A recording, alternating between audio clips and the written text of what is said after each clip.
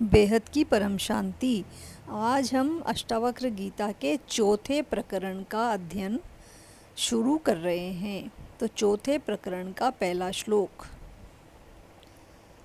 हंत आत्मज्ञस्य धीरस्य खेलतः भोग लीलया न ही संसार वाहिके मूढ़े सह समानता। तृतीय प्रकरण में जो गुरु ने शिष्य की परीक्षा के लिए ज्ञानी के ऊपर आक्षेप किए हैं, अब उन आक्षेपों के उत्तर में शिष्य कहता है। तो अब जनक जी जो भी उनके गुरु ने ज्ञानी के ऊपर आक्षेप लगाए थे, उनके उत्तर में अब शिष्य जवाब दे रहे हैं। प्रारब्ध से और बाधिता अनुवृत्ति करके। बाधिता अनुवृत्ति का मतलब होता है कि जो हमें अनुभव पहले हो चुका है, जिस अज्ञान का अनुभव हो चुका है, अगर वो वापस होता है हमारे साथ तो पर हमें उसका पता चल गया। जैसे कि जो है इसमें रेगिस्तान के अंदर हमें दूर से ऐसा दिखाई देता है कि जल है, लेकिन जब हम वहाँ जाते हैं तो हमें पता चल जाता है कि वह पानी नहीं है वहाँ। फिर जब दोबारा हम दूर से देखेंगे तब भी हमें वहाँ जल दिखाई देगा, लेकिन हमें क्योंकि पता चल चुका है तो फिर हम वहाँ वापस नहीं जाएंगे। इसे कहते हैं बाधिता अनुवृत्ति। और प्रारब्ध भोग, ये दोनों चीज़ें संपूर्ण व्यवहारों को करता हुआ भी ज्ञानी दोष को प्राप्त नहीं होता है। जनक जी कहते हैं कि हे भगवान, जिस भी आत्मज्ञानी विज्ञान ने सबका अधिष्ठान अपने आत्मा को जान लिया है, वह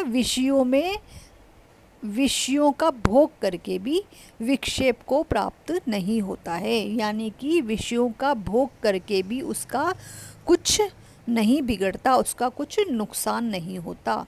अर्थात उसका चित्त विषयों के संबंध से विक्षेप को नहीं प्राप्त होता है। यदि विद्वान प्रारब्ध कर्म के वश से स्त्री आदि भोगों में प्रवृत्त भी हो जावे, तब भी मूढ़ बुद्धि वाले अज्ञानियों के साथ उसकी तुल्यता किसी प्रकार से नहीं हो सकती, क्योंकि विद्वान विषयों को भोगता हुआ भी उसमें आसक्त नहीं होता है और मूर्ख कर्मों में आसक्त हो जाता है।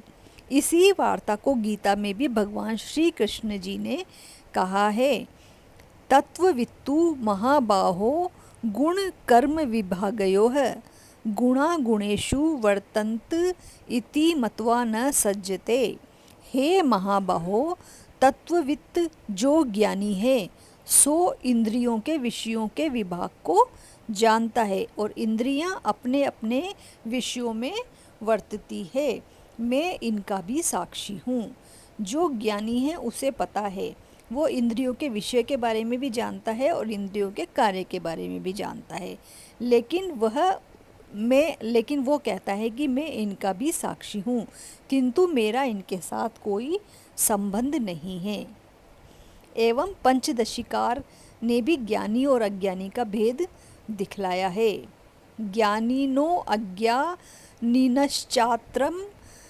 समय प्रारब्ध कर्मणि न क्लेशो ज्ञानिनो धैर्योन्मूढ़ः क्लिशत्य धैर्यतः।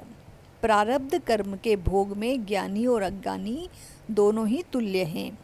कष्ट होने पर भी ज्ञानी धीरता से क्लेश को प्राप्त होता है और अज्ञानी मूर्ख अधीरता के कारण क्लेश को प्राप्त होता है। यानी कि ज्ञानी को तो ये पता है कि ये मेरे प्रारब्ध कर्म भोग हैं, तो उसमें उसको धीरज रह के और उस कर्म को वो भोगता है, वो दुखी नहीं होता। और अज्ञानी दुखी होकर उस प्रारब्ध कर्म को भोगता है। अब दूसरा श्लोक है, यत् पदम प्रेप्सवः दीनाः शक्राध्या सर्वदेवता अहो तत्र स्थित योगी न हर्षम उपगच्छति। अब प्रश्न है, संसार विषय व्यवहार में स्थित हुआ भी ज्ञानी और अज्ञानी के तुल्य क्यों नहीं हो सकता? मतलब संसार के विषय भोग करते हुए भी ज्ञानी और अज्ञानी दोनों एक दूसरे के तुल्य क्यों नहीं हैं? तो उत्तर है, जो राजा जनक जी उत्तर देते हैं कि अज्ञानी को लाभ और जो अलाभ है यानी कि हानि, दोनों में सुख और दुख होते हैं।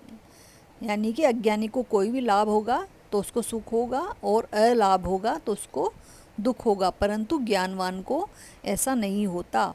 इसी से उनकी तुल्यता नहीं बन सकती। जनक जी कहते हैं कि हे गुरुओं, इंद्र से आदि लेकर सब देवता जिसे आत्मपद की प्राप्ति की इच्छा करते हुए बड़ी दीनता को प्राप्त होते हैं, और जिस पद की अप्राप्ति होने पे वे बड़े शोक को प्राप्त होते हैं, उस आत्म पद में स्थित हुआ भी योगी विषय भोग की प्राप्ति होने से न तो हर्ष को प्राप्त होता है और न विषयों के नहीं प्राप्त होने से या नष्ट हो जाने से वह शोक को प्राप्त होता है, क्योंकि आत्म सुख से अधिक सुख और कुछ भी नहीं, वह उसको नित्य प्राप्त है, वो उसके अंदर है। जो आत्म सुख है वो उसके ही अंदर है। इसलिए जो योगी है, जो ज्ञानी है, वह हमेशा सुख और दुख में खुशी और जो है न तो हर्ष को प्राप्त होगा और न ही उसको शोक होगा। तज्ज्ञस्य पुण्य पापाभ्याम स्पर्शः हि अंतः न जायते, न हि आकाशस्य धूमेन दृश्यमाना अपि संगतिः। तो ज्ञानवान विधि वाक्यों को नहीं मानता, इसी वास्ते उसको पुण्य और पाप भी स्पर्श नहीं करते हैं। जिस विद्वान ने तत्पद और त्वमपद के अर्थ को महाकाव्यों द्वारा भोग त्याग लक्षण करके अभेद अर्थ को निश्चय कर लिया है, उसके अंतःकरण के धर्म में जो पाप और पुण्य हैं उनके साथ उसका संबंध किसी प्रकार नहीं होता है। यानी कि जो भी विद्वान है उसने जो है अपने आप को ये माना ही नहीं कि ये मैंने भोग किया है, वो तो ये मानता है कि ये मेरा प्रारब्ध भोग है ना। तो उसके जो अंतःकरण के धर्म जो पाप और पुण्य हैं उनके साथ उसका किसी प्रकार कोई संबंध नहीं है, ऐसा वो मानता है, क्योंकि पुण्य और पाप को अंतःकरण का धर्म मानता है, आत्मा का धर्म नहीं मानता। जो अपने में पुण्य और पाप मानता है उसी को पुण्य और पाप भी लगते हैं। अगर वो पुण्य पाप मानेगा कि भाई मेरे आत्मा का धर्म है तो लगेंगे, अगर नहीं मानेगा तो नहीं लगेंगे। जैसे एक कथा है कि पंडित जी किसी ग्राम में जा रहे थे, रास्ते में खेत के किनारे एक वृक्ष के नीचे बैठकर सुस्ताने लगे, तो उस खेत में एक जाट हल जोत रहा था। जब उसके बैल हल के आगे चलते चलते खड़े हो जाते थे तब वह जाट बैलों को गालियां देता था कि तेरे खसम, इस तरीके से तेरे खसम करके इस तरीके से गालियां देता था, गंदी गंदी। तो पंडित जी ने जब उसके बैलों के प्रति भी गालियां देते देखा तब विचार करने लगे कि इन बैलों का खसम तो यह पुरुष आप ही है, खुद ही है मालिक इन बैलों का, ये अपने को ही गालियां दे रहा है, परंतु इस वार्ता को यह समझता नहीं है, अतएव इसको समझा देना चाहिए। तो पंडित जी उसको समझाने गए। तो तब पंडित ने उस जाट से कहा कि तू तो बैलों को गालियां दे रहा है और ये गालियां किसको लगती हैं? तब जाट ने कहा कि जो साला गालियों को समझता है उसी को लगती हैं। यह सुनकर पंडित जी चुप होकर चले गए।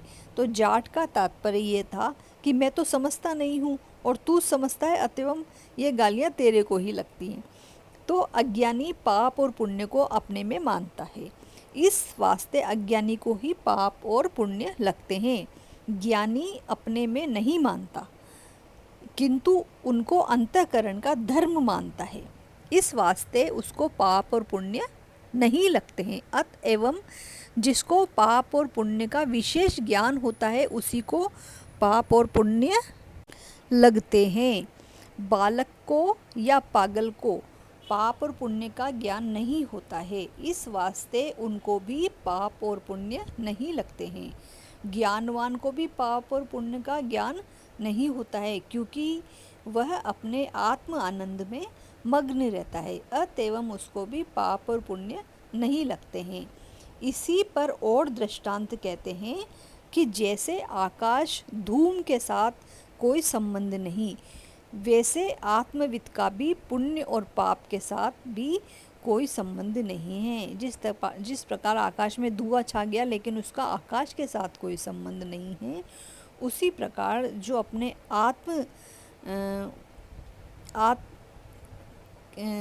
आत्मा अपने आप को जो आत्मा समझता है हमेशा और आत्मविद होकर आत्म आनंद में रहता है, उसको पाप और पुण्य के साथ उसका कोई संबंध नहीं।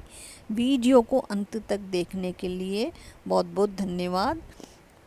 और आइए हम सब विश्व कल्याण के साथ, बेहद की आत्माओं के साथ विश्व कल्याण में जुड़ें और पूरे विश्व में परम शांति फैलाएं।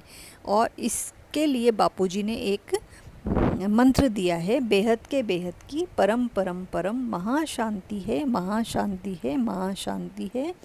इस मंत्र को हम ऊंचते ऊंच परम धाम में जाकर उस ऊंचते ऊंच परम पिता परमेश्वर को याद करके, उसके जो परम प्रकाश है उसको याद करके हम जब ये मंत्र बोलेंगे तो हम विश्व कल्याण में बापूजी के साथ सहायक हो सकते हैं। और उनका ज्ञान सुनना चाहें तो यूट्यूब चैनल पर बापूजी दशरथ भाई पटेल, इस चैनल पर उनका ज्ञान सुन सकते हैं। बेहद की परम शांति।